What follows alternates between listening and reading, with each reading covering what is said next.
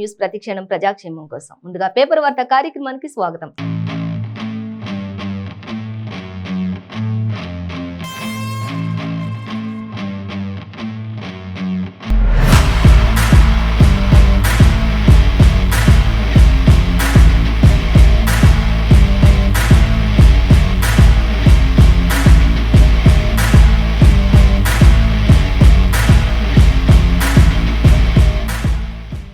ఈ రోజు మన ముందు ఈనాడు, ఆంధ్రజ్యోతి, సాక్షి, వెలుగు ఇలా రకరకాల దినపత్రికలు ఉన్నాయి. ఏ దినపత్రికలో ఏ వార్తలు ఉన్నాయి అనేది మనం మొదటిగా చూసుకున్నట్లయితే ఫస్ట్ మనం వెలుగు దినపత్రిక చూసుకుందాం. వెలుగు దినపత్రిక చూసినట్లయితే వెలుగు దినపత్రికలు మనకి ప్రధానంగా ఇచ్చినటువంటి హెడ్లైన్ చూస్తే రాహుల్ పై అనర్హత వేటు అనేది మనకి ఇక్కడ ప్రధానంగా ఇచ్చారు. సో దీనికి సంబంధించిన డీటెయిల్స్ మనం చూసుకుందాం. అలాగే మరొక హెడ్లైన్ చూసినట్లయితే పేపర్ లీకేజీపై అట్టుడికిన ఓయూ అంటూ కూడా మనకి ఇక్కడ గత కొన్ని రోజులుగా నడుస్తున్నటువంటి ఈ వ్యవహారం గురించి మనకి ఇక్కడ ఒక హాఫ్ పేజ్ అంతా కూడా మనకి దీనికి సంబంధించి ఇచ్చారు వెలుగు. అలాగే మరొక వార్త మనం చూసినట్లయితే కరెంటు ఉద్యోగుల మహాధర్నా అనేది కూడా ఒక ప్రధానమైన వార్తగానే మనకి ఇక్కడ ఇచ్చారు. అలాగే మరొక వార్త చూస్తే ఇంకా గ్రూప్ 1 పేపర్ న్యూజిలాండ్కు కూడా మరి వెళ్ళినట్లుగా కూడా తెలుస్తుంది అనేది ఒక సంచలన వార్త అయితే మనకి ఇక్కడ మరి వెలుగు దినపత్రికలు ఇచ్చారు. అలాగే నేటి బీజేపీ మహాధర్నాకు హైకోర్టు గ్రీన్ సిగ్నల్ కూడా ఇచ్చేసింది అనే దానికి సంబంధించి కూడా మనం ఇక్కడ హెడ్లైన్గా చూడొచ్చు. ఇంకా వీటన్నిటికి సంబంధించి మనం ప్రధానంగా డీటెయిల్స్ చూసుకున్నట్లయితే ఫస్ట్ మనం రాహుల్ పై అనర్హత వేటు అనే దానికి సంబంధించి డీటెయిల్స్ చూద్దాం. ఆ డీటెయిల్స్ చూసే ఎంపీగా డిస్క్వాలిఫై చేసిన లోక్సభ సెక్రటరియట్ అనేది కూడా మనకి తెలుస్తుంది.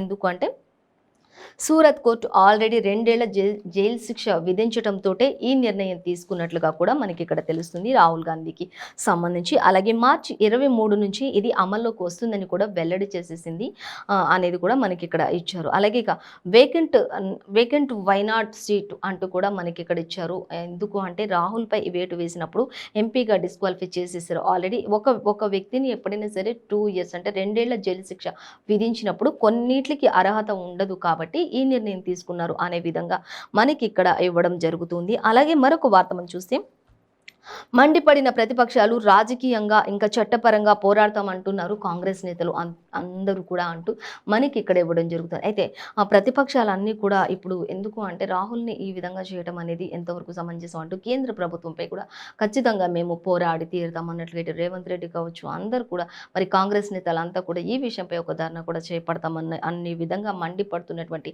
పరిస్థితి అయితే మనకి అర్థమవుతుంది. కావాలని ప్రతిపక్షాలు ఈ విధమైన చర్యలకు పాల్పడుతుంది కేంద్ర ప్రభుత్వం అంటూ కూడా మరి రేవంత్ రెడ్డి కూడా స్పందించారు. ఈ విషయంలో ఖచ్చితంగా చట్టపరంగా మేము అన్ని విషయాల గురించి కూడా మేము పోరాడతాం అంటూ కూడా మా నాయకుడి కోసం అంటూ కూడా మనకి ఇక్కడ వెలుగు పత్రికలో మనకి క్లియర్గా రాహుల్కి మరి అనర్హత వేటుపై స్పందించారు అనేది మనకి ఇక్కడ క్లియర్గా ఇచ్చేసారు. సో మరిన్ని వివరాలు ఇంకా చట్టం ముందు అందరూ కూడా సమానత్వమే అంటూ బీజేపీ కూడా కౌంటర్ ఇచ్చినట్లుగా మనం ఇక్కడ గమనించవచ్చు. అంటే చట్టపరంగా పోరాడతామని కాంగ్రెస్ నేతలు అంటున్నప్పుడు చట్టానికి ప్రతి ఒక్కరు కూడా సమానమే అంటూ బీజేపీ కూడా ఎద్దేవా చేస్తూ కొన్ని మాటలు మాట్లాడుతున్నటువంటి పరిస్థితి అయితే మనకి కనిపిస్తుంది.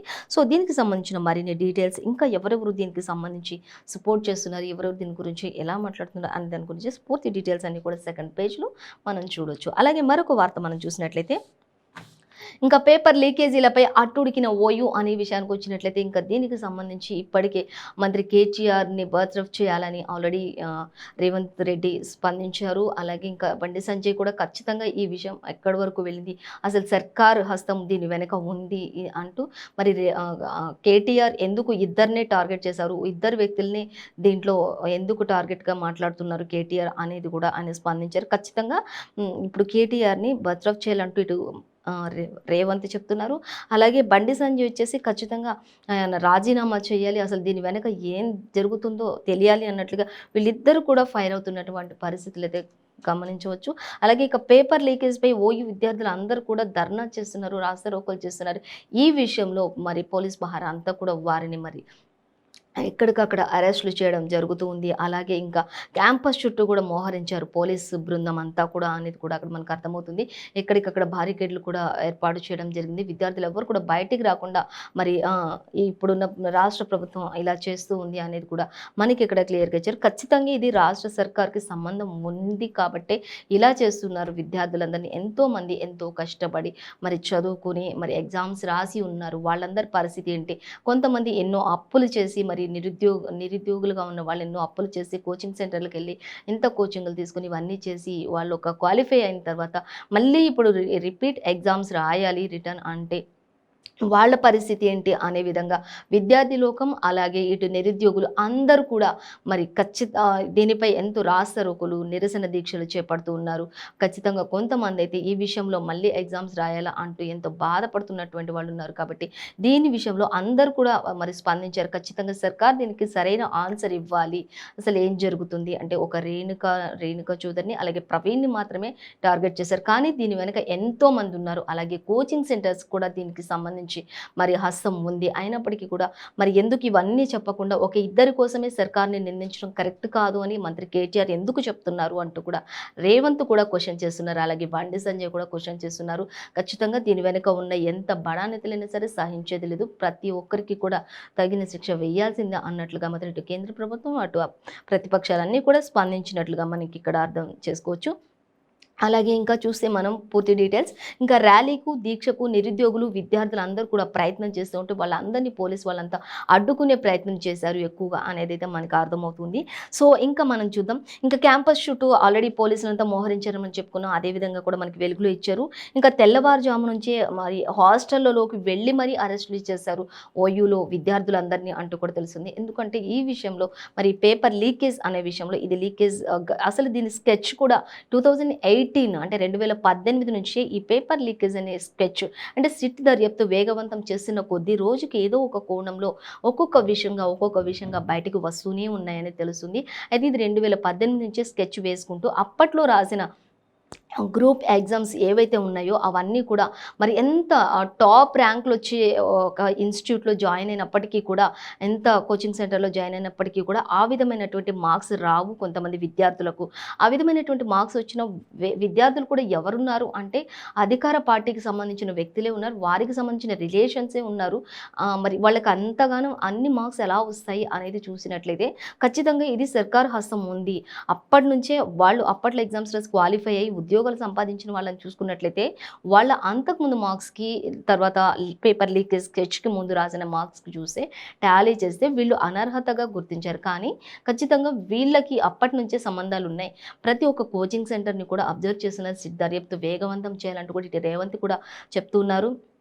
ఇంకా బండి సంజయ్ అయితే దీనిని అసలు ఈ కేసుని సిబిఐకి అప్పగించాలి అంటూ కూడా బండి సంజయ్ వ్యాఖ్యానిస్తున్నారు. ఇంకా ఇవన్నీ కూడా చూసుకుంటూ వెళ్తున్నట్లయితే అంటే తీగలాగితే డొంక కదులుతుంది అన్నట్లుగా ఒక్కొక్కరిని కదిలిస్తూ ఉంటే రోజుకి ఎవరో ఒకరుగా ఆల్రెడీ నిన్న సురేష్, రమేష్ అలాగే షామీన్ కూడా అరెస్ట్ అయ్యారు. ఈ విషయంలో పేపర్ లీకేజ్ విషయంలో అంటే మరొక 3 నిందితులు కూడా బయటకు వచ్చారు అనేది ఒక్కొక్కరిగా బయటపడుతున్నారు. అంటే కేటీఆర్ ఈ విషయంలో పెద్ద తలకాయలు ఎవరైతే ఉంటారో బడా నేతలు ఎవరైతే ఉంటారో వాళ్ళని కాపాడే ప్రయత్నం చేస్తూ ఉన్నారు. కాబట్టి ఈ విషయాన్ని ఎక్కువగా ఇష్యూ చేయకుండా కేటీఆర్ ఎక్కడికక్కడ మరి దీనిని తప్పించే ప్రయత్నం చేస్తున్నారు. విద్యార్థులందరికీ మళ్ళీ ఫ్రీగా కోచింగ్ ఇప్పిస్తాం, లేకపోతే మధ్యాహ్నం లంచ్ కూడా ఏర్పాటు చేస్తాం, ఇలా ఒక్కొక్కటిగా చెప్పుకుంటూ కేటీఆర్ ఈ విషయాన్ని పక్కకు జరిపే ప్రయత్నాలు ఎక్కువగా చేస్తుంది సర్కార్ అంటూ కూడా ఇటు బండి సంజయ్ ఇటు రేవంత్ మాత్రం ఎక్కడ కూడా మరి తగ్గేదే లేదన్నట్లు. అలాగే ప్రొఫెసర్ కోదండరాం, ఆర్ఎస్ ప్రవీణ్ కుమార్ అలాగే వీళ్ళందరూ కూడా మరి ఈ విషయంలో స్పందించారు. ఎందుకంటే వీళ్ళందరూ కూడా మరి విద్య యొక్క విలువలు తెలిసిన వాళ్ళు కాబట్టి అది ఎంత కష్టం అవుతుందో ఒకసారి రాసిన తర్వాత అది మళ్ళీ లీకేజ్ అయింది అని తెలిసిన తర్వాత వాళ్ళు మళ్ళీ నెక్స్ట్ రాయాలి అంటే అది ఎంత బాధతో కూడిందో ఎంత కష్టంతో కూడిందో. ఎంతోమంది ఊర్ల నుంచి వాళ్ళు ఎంతో కష్టపడి వారి తల్లిదండ్రులు సంపాదించినవి ఆస్తులు అమ్ముకొని వచ్చి కోచింగ్ సెంటర్లలో చదువుకొని వాళ్ళు ఎన్నో ఇబ్బందులు పడి ఎగ్జామ్స్ రాసుంటారు. అలాంటి వాళ్ళందరి పరిస్థితి ఏంటి? ఇక్కడున్న వాళ్ళంటే ఏదో కొంచెం అంతో ఇంత ఉన్న వాళ్ళంటే ఓకే బెటర్, కానీ వీలాంటి వాళ్ళ పరిస్థితి ఏంటి? మళ్ళీ వీళ్ళంతా ఎగ్జామ్స్ తిరిగి రాయాలంటే మళ్ళీ కోచింగ్ సెంటర్స్కి రావాలి అంటే ఎలా ఉంటుంది అంటూ వాళ్ళందరూ కూడా క్వశ్చన్ చేస్తున్నారు. కానీ ఇటు కేటీఆర్ ఒకటే చెప్తున్నారు, 24 అవర్స్ నేను కోచింగ్ సెంటర్స్లో ఆన్లో ఉంచేసాను, అందరూ ఫ్రీగా కోచింగ్ తీసుకోవచ్చు, అందరికీ లంచ్ డిన్నర్ అన్నీ కూడా ఏర్పాటు చేస్తాను, మళ్ళీ ఈ విషయంలో దానికి నెక్స్ట్ వెంటనే ఎగ్జామ్స్ పెడితే అయిపోతుంది కదా అన్నట్లుగా కేటీఆర్ మాట్లాడుతున్నారు. కానీ ఈ విషయాన్ని మాత్రం ప్రతిపక్షాలు ఎక్కడ కూడా ఒప్పుకోకుండా ఖచ్చితంగా కేటీఆర్ని బర్త్రఫ్ చేయాలి అంటూ మాత్రం డిమాండ్ చేస్తున్నటువంటి పరిస్థితి అయితే మనకి ఈ విషయంలో కనిపిస్తుంది. ఇంకా పేపర్ లీకేజ్ విషయం మాత్రం అసలు వదిలిపెట్టేలేదు, తగ్గేదే లేదు అన్నట్లు మాత్రం ప్రతిపక్షాలన్నీ కూడా ఏకతాటిపై ఉన్నట్లుగా మాత్రం మనం గమనించవచ్చు. సో వెలుగులో చాలా క్లియర్గా పేపర్ లీకేజీపై అట్టుడికిన ఓయూ అనే దానికి సంబంధించి డీటెయిల్స్గా ఇచ్చారు. అలాగే ఇంకా సీబీఐకి, ఈడీకి కూడా ఫిర్యాదు చేస్తామంటూ కూడా ఆల్రెడీ రేవంత్ రెడ్డి చెప్తూనే ఉన్నారు. ఈ విషయాన్ని ఇంకా సిట్ దర్యాప్తు వేగవంతం చేసినప్పటికీ కూడా దీన్ని సీబీఐకి కూడా అప్పగించాలి అంటూ కూడా రేవంత్ రెడ్డి మరొకసారి డిమాండ్ చేస్తూ ఉన్నారు. సో దీనికి సంబంధించిన ఇంకా మరిన్ని డీటెయిల్స్ అన్ని కూడా మన సెకండ్ పేజ్లో చూడొచ్చు. అలాగే మరొక వార్త మనం చూసినట్లయితే ఇంకా గ్రూప్ 1 పేపర్ న్యూజిలాండ్కు అంటూ ఇచ్చారు. అక్కడ ఉంటున్నటువంటి తన బావ ప్రశాంత్కు షేర్ చేసిన రాజశేఖర్. ఆల్రెడీ రాజశేఖర్ కూడా ఈ విషయంలో ఒక నిందితుడిగానే ఉన్నారు. అయితే అతను ఈ గ్రూప్ 1 పేపర్ని ఎక్కడో న్యూజిలాండ్లో ఉన్న అతని బావకు కూడా మరి ప్రశాంత్ అనే వ్యక్తికి దీన్ని షేర్ చేశారు అనేది కూడా ఒకటి. అంటే రోజు జరుగుతున్నటువంటి దర్యాప్తుల్లో కొనసాగుతున్నటువంటి విషయాలు ఇవన్నీ కూడా ఒక్కొక్కటిగా బయటకు వస్తున్నాయి అనేది మనకి ఇక్కడ క్లియర్గా ఇచ్చారు. అలాగే 108 మార్కులు స్కోర్ చేసిన ప్రశాంత్ అంటూ ఇచ్చారు. అతడి ద్వారా మరికొంతమందికి ఈ పేపర్ లీక్ అయింది అనేది కూడా మనకి ఇక్కడ క్లియర్గా ఇస్తూ ఉన్నారు. సో దానిని మనం గమనించవచ్చు. అలాగే ఇంకా ఇప్పటి వరకు చూస్తే 40 మంది ఈ విచారణ ఇంకా అతడి ద్వారా ఎంతో మందికి లీక్ అయింది. తర్వాత అక్కడి నుంచి 40 మంది దీనిపై విచారణ పూర్తి చేశారు. 40 మందిపై కూడా దీని విచారణ పూర్తి చేసిన అనంతరం కొన్నిగా ఒక్కొక్కటిగా బయటకు వస్తున్నటువంటి విషయాలు ఇవి అనేది మనకి ఇక్కడ ఇచ్చారు. అలాగే 6 టీఎస్పీఎస్సీ సిబ్బందికి క్లీన్ చాట్ కూడా చేసినట్లుగా తెలుస్తుంది. అలాగే 19 మంది సాక్షులతో సిట్ రిమాండ్కు రిపోర్ట్ కూడా ఇచ్చినట్లుగా తెలుస్తుంది అంటూ మనకి ఇక్కడ ఇవ్వడం జరుగుతుంది. సో దీనికి సంబంధించిన మరిన్ని డీటెయిల్స్ కూడా మనమైతే సెకండ్ పేజ్లో చూడొచ్చు. మొత్తంగా చూసుకున్నట్లయితే ఎక్కడో ఉన్న న్యూజిలాండ్కి కూడా పేపర్ అంటే గ్రూప్ 1 పేపర్ అక్కడికి కూడా షేర్ చేయబడింది. రాజశేఖర్ అనే మొబైల్ నుంచి అక్కడున్న ప్రశాంత్ అని తన బావకు షేర్ చేశారు అనేది కూడా అక్కడి నుంచి మరొక కొంతమంది కూడా ఈ పేపర్ లీక్ అయింది అనే విషయాన్ని మనకి క్లియర్గా వెలుగులో అయితే ఇచ్చేశారు. సో మరొక వార్త మనం చూసినట్లయితే ఇంకా కరెంటు ఉద్యోగుల మహాధర్నా అంటూ మనకి ఇక్కడ ఇచ్చారు. సమస్యలు పరిష్కరించాలని విద్యుత్ సౌధ ముట్టడించినటువంటి కరెంటు ఉద్యోగులు అంటూ కూడా మనకి ఇక్కడ ఉంటుంది. ఇక భారీగా తరలిన ఎంప్లాయీస్ అండ్ రిజిస్టర్స్ పరిస్థితి అంతా కూడా అక్కడ ఉద్రిక్తంగా ఉంది. పెద్ద ఎత్తున ట్రాఫిక్ కూడా జామ్ అయినట్టుగా తెలుస్తుంది అనేది మనకి ఒక చిన్న హెడ్లైన్గా మాత్రమే మనకి ప్రధానంగా ప్రస్తావించారు. సో దీనికి సంబంధించిన మరిన్ని డీటెయిల్స్ మాత్రం మనం థర్డ్ పేజీలో చూడొచ్చు అనేది ఇచ్చారు. మనకైతే ఫస్ట్ మెయిన్గా అంటే మనకి ఇక్కడ చిన్న హెడ్లైన్గా మాత్రమే ప్రస్తావించారు. సో మరొక వార్త మనం చూద్దాం. ఇంకా నేటి బీజేపీ మహాధర్నాకు హైకోర్టు గ్రీన్ సిగ్నల్ ఇచ్చింది అనేది కూడా మనకు ఒకటి ఇక్కడ ప్రధాన వార్తగానే ఇచ్చారు. చూద్దాం దానికి సంబంధించి. ఇక నిరసన తెలిపే హక్కు ప్రతి ఒక్కరికి ఉంటుంది అంటూ కోర్టు కూడా తీర్పుని వెలువరించింది అనేది అయితే మనకి ఇక్కడ ఇచ్చారు. ఎవరైనా సరే దేని విషయంకి సంబంధించిన సరే ధర్నాలు చేయొచ్చు, ఏదైనా చేయొచ్చు, ఆ అర్హత అందరికీ ఉంటుంది ఖచ్చితంగా అనేది కోర్టు అయితే గ్రీన్ సిగ్నల్ ఇచ్చేసినట్లుగా తెలుస్తుంది హైకోర్టు. అలాగే ఇంకా మనం చూసి ఇక ధర్నా చౌక్లో కాకపోతే ప్రజలు ఎక్కడ నిరసన తెలపాలని కూడా ప్రశ్నించారు.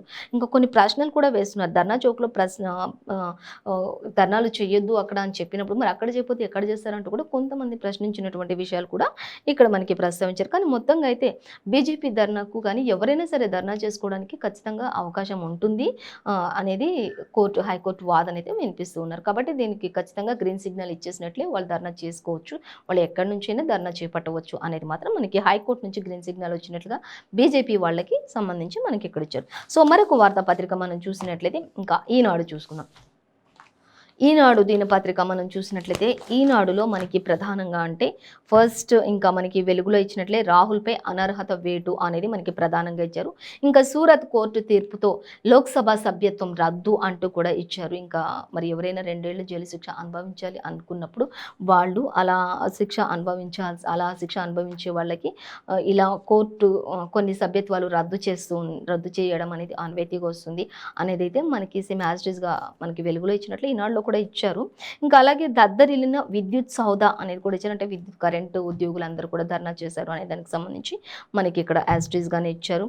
అలాగే ఇంకా 12,718 కోట్లు ప్రభుత్వమే భరిస్తుంది అంటూ మనకి మరి కరెంటుకు సంబంధించి మరొక వార్త కూడా మనకి ఈనాడులో సంచలనంగానే ఇచ్చారు చూడొచ్చు. ఇక దర్యాప్తు సంస్థలంతా కూడా దుర్వినియోగం అంటూ హైకోర్టు ఒక వార్త అయితే ఇచ్చింది. దానికి సంబంధించి డీటెయిల్స్ చూసుకుందాం.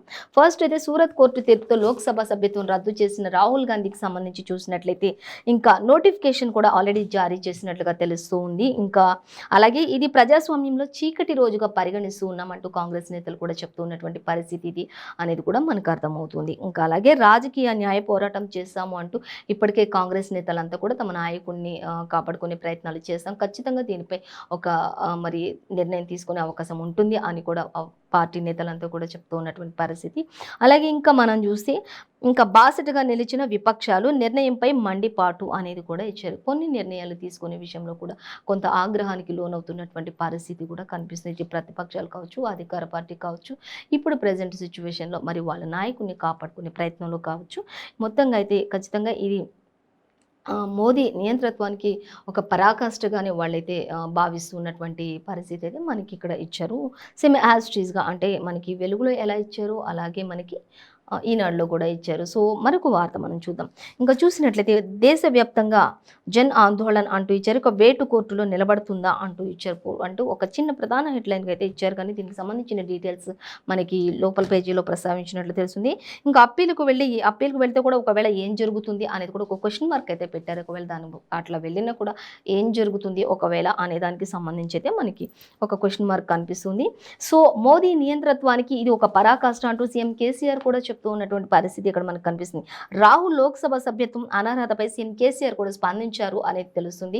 ఇదంతా కూడా కావాలని మోదీ చేస్తూ ఉన్నటువంటి చేష్టలు అనేది కూడా ఆయన చేస్తున్నారు. ఆల్రెడీ ఇప్పటికే సీఎం కేసీఆర్ మరి కేంద్ర ప్రభుత్వాన్ని ఎంతో చదువు సంస్కారం లేనిది అనే విధంగా కూడా ఆయన మాట్లాడుతున్నటువంటి ఎద్దేవా చేస్తున్నటువంటి పరిస్థితులు కూడా ఎన్నో చోట్ల మనం చూస్తూనే ఉన్నాం. అలాగే ఇప్పుడు కూడా ఆయన రాహుల్ విషయంలో కూడా ఆయన స్పందించారు. మోదీ ఇదంతా కూడా నియంతృత్వానికి ఇది ఒక పరాకాష్ఠమైనటువంటి ఆయన యొక్క నిలువెత్తి నిదర్శనానికి ఇది ఒక నిదర్శనం అన్నట్లుగా మాత్రం సీఎం కేసీఆర్ కూడా స్పందిస్తున్నటువంటి పరిస్థితి మనకి ఈనాడులో కనిపిస్తుంది. సో ఇంకా మనం చూస్తే ఇంకా దద్దరిల్లిన విద్యుత్ సౌద అనే దానికి సంబంధించి డీటెయిల్స్ చూసినట్లయితే ఇంకా చూద్దాం. పీఆర్పీ కోసం విద్యుత్ ప్రధాన కార్యాలయంలో మొత్తం కూడా ముట్టడించిన ఉద్యోగులు అనేది మనకి ఇక్కడ ఇచ్చారు. అలాగే ఇంకా రెండు గంటలకు పైగా కూడా రోడ్లపైనే ఈ యొక్క ధర్నా అంతా కూడా కొనసాగింది. భారీగా ట్రాఫిక్ కూడా అంతరాయం కలిగింది అనేది కూడా మనకి ఇక్కడ క్లియర్గా ఇచ్చారు. అప్పటికే పోలీస్ బందోబస్తు అంతా కూడా ఏర్పాటు చేసినప్పటికీ కూడా ఈ యొక్క ఉద్యోగుల ధర్నా అనేది మాత్రం ఖచ్చితంగా 2 గంటల పాటు కూడా కొనసాగుతూనే ఉంది అనేది మనకి క్లియర్గా ఇచ్చారు. సో మరిన్ని డీటెయిల్స్ చూస్తే ఏకకాలంలో చూసే రోడ్డుపైన వేల మంది ఆర్జన్లు ఉన్నారు. అయినప్పటికీ కూడా ఏకకాలంలోని అన్ని సంఘాలు కూడా మహాధర్నాకు దిగినట్లుగా కూడా తెలుస్తుంది. ఇంకా గత ఏప్రిల్ నుంచి పెండింగ్లో ఉన్న పీఆర్పీ తక్షణం ప్రకటించాలని కూడా వాళ్ళంతా కూడా డిమాండ్ చేస్తున్నారు. ఉద్యోగులు ఎవరైతే ఉంటారో కరెంటుకి సంబంధించి కరెంటు ఉద్యోగులు వాళ్ళంతా కూడా ఖచ్చితంగా పెండింగ్లో ఉన్న బిల్స్ ఏవైతే ఉంటాయో అవన్నీ కూడా రిలీజ్ చేయాలి ఖచ్చితంగా అనే విధంగా వాళ్ళ యొక్క డిమాండ్స్ అన్ని పరిష్కరించే వరకు తగ్గేదేలే అన్నట్లుగా మాత్రం మనకి ఇక్కడ ఇచ్చారు. సో యాజ్ ఇట్ ఈస్గా మనకి ఈరోజు సేమ్ ఆ పేపర్లు ఎలా ఇచ్చారో వెలుగులో అలాగే ఈనాడులో కూడా ఇచ్చారు. సో మరొక వార్తాపత్రిక మనం చూసినట్లయితే ఇంకా ఆంధ్రజ్యోతి చూసుకుందాం. ఆంధ్రజ్యోతి పత్రిక చూసినట్లయితే ఆంధ్రజ్యోతిలో కూడా ఇంకా ప్రధాన వార్తగా ఒక హాఫ్ పేజ్ మొత్తం కూడా మనకి రాహుల్పై అనర్హత వేటు అనే దానికి సంబంధించి మాత్రమే క్లియర్గా ఇచ్చారు. అలాగే దాని తర్వాత గీత దాటింది వీరేనట అంటూ పేపర్ లీకేజీపై అలా ఇచ్చారు. ఇంకా తర్వాత కరెంటు ఛార్జీలు పెంపు లేదు అనే దానికి సంబంధించి కూడా డీటెయిల్స్ ఇచ్చారు.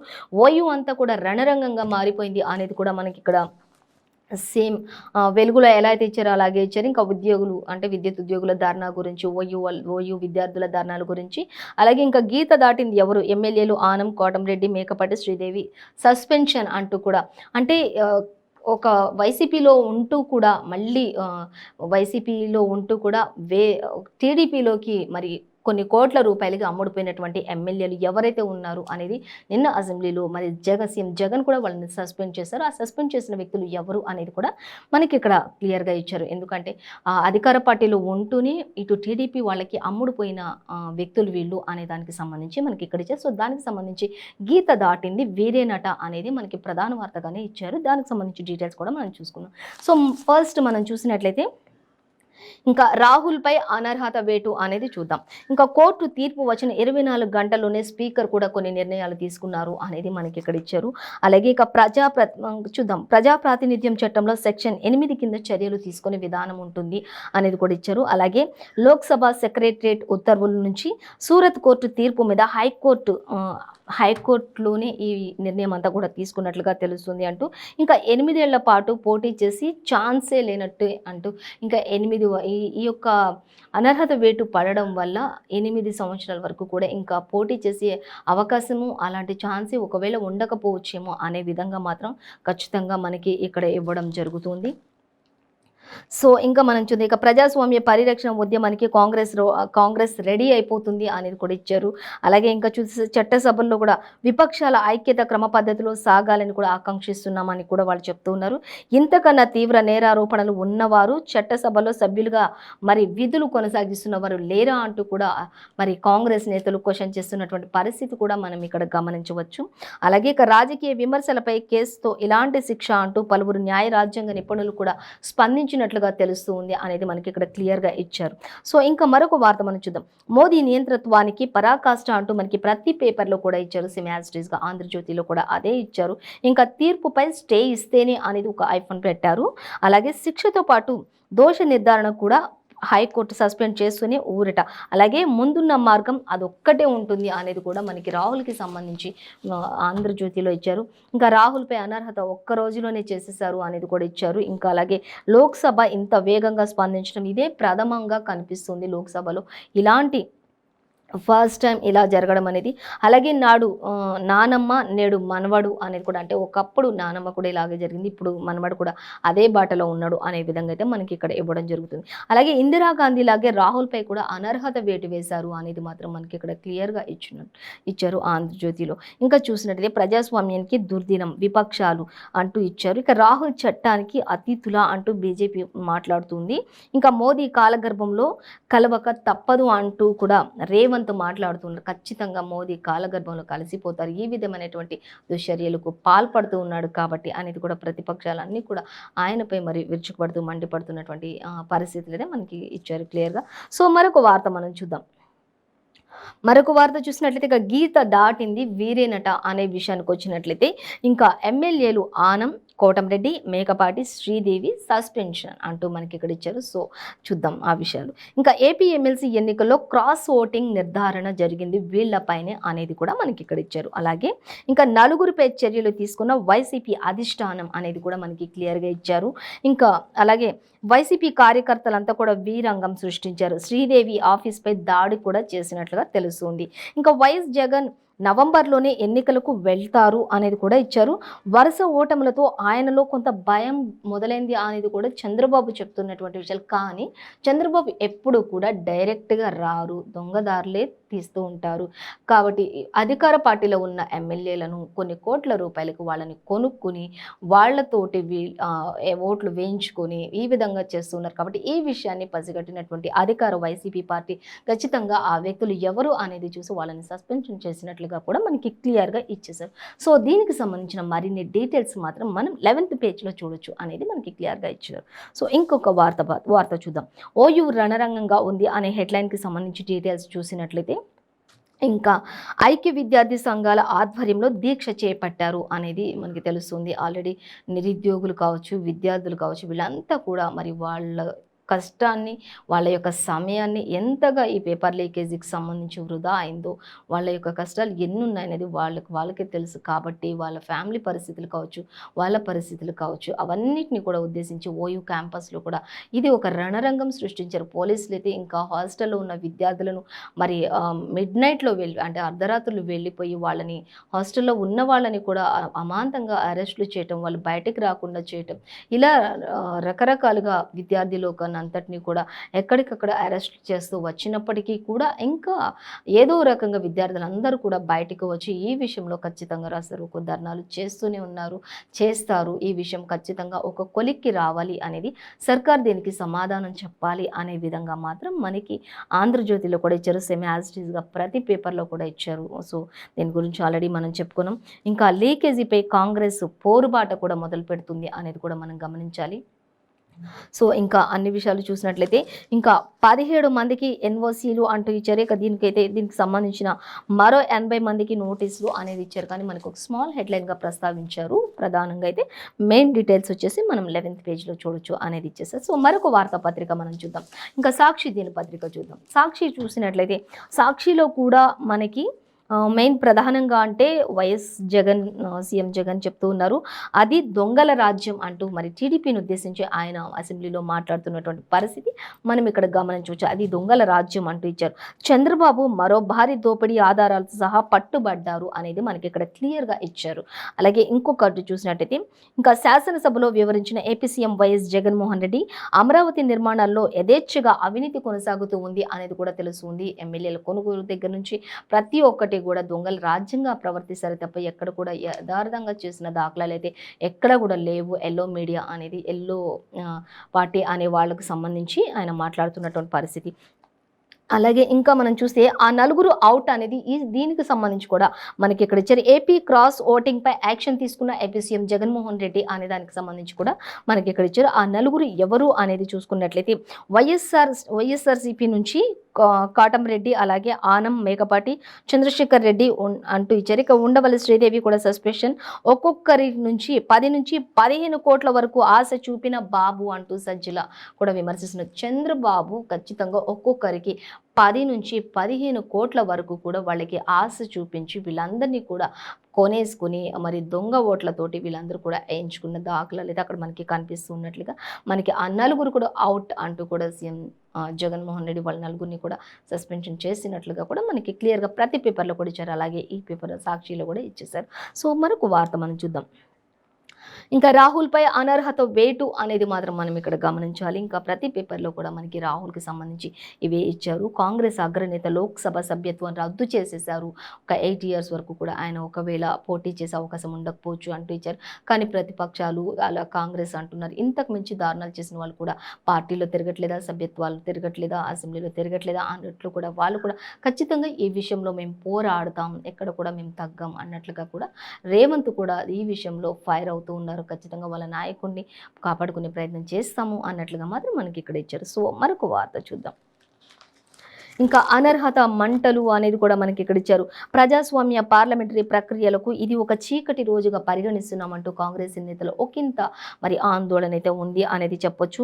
ఇంకా మోదీ నియంతలా వ్యవహరిస్తున్నారు అంటూ రేవంత్ రెడ్డి కూడా మరి చెప్తున్నారు. అలాగే సీఎం కేసీఆర్ కూడా చెప్తున్నారు ఆయన ఒక నియంతలాగానే ప్రవర్తిస్తూ ఉన్నారు అంటూ కూడా ఆయన కూడా చెప్తున్నారు. అలాగే ఇక్కడ రేవంత్ రెడ్డి కూడా ఒక నియంతలా వ్యవహరిస్తుంది కేంద్ర ప్రభుత్వం అనేది మనకి ఇక్కడ క్లియర్గా ఇచ్చేసారు. సో ఇంకా చూద్దాం.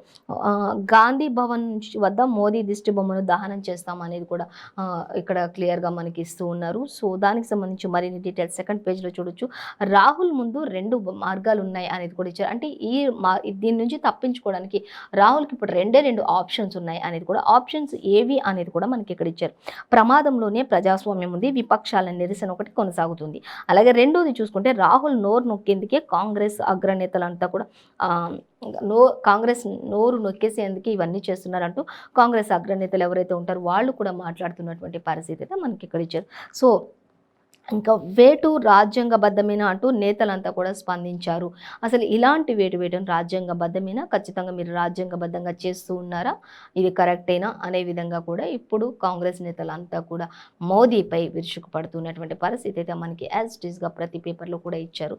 సో ఇంకా మరొక వార్తాపత్రిక మనం చూసినట్లయితే ఇంకా నమస్తే తెలంగాణ చూసుకుందాం. ఇంకా నమస్తే తెలంగాణ పేపర్ చూసినట్లయితే నమస్తే తెలంగాణలో మనకి అన్ని పేపర్లలో ఇంకా రాహుల్కి సంబంధించి, ఇటు ఓయూకి సంబంధించి, లేకపోతే పేపర్ లీకేజ్కి సంబంధించి ఇలాంటివన్నీ ఇచ్చారు. కానీ ఇక్కడ మనకి నమస్తే తెలంగాణకు వచ్చేసరికి ప్రజలకు తప్పిన విద్యుత్ భారం అనేది మనకి ప్రధానంగా అయితే ఒక హాఫ్ పేజ్ అంతా కూడా అదే ఇచ్చేశారు.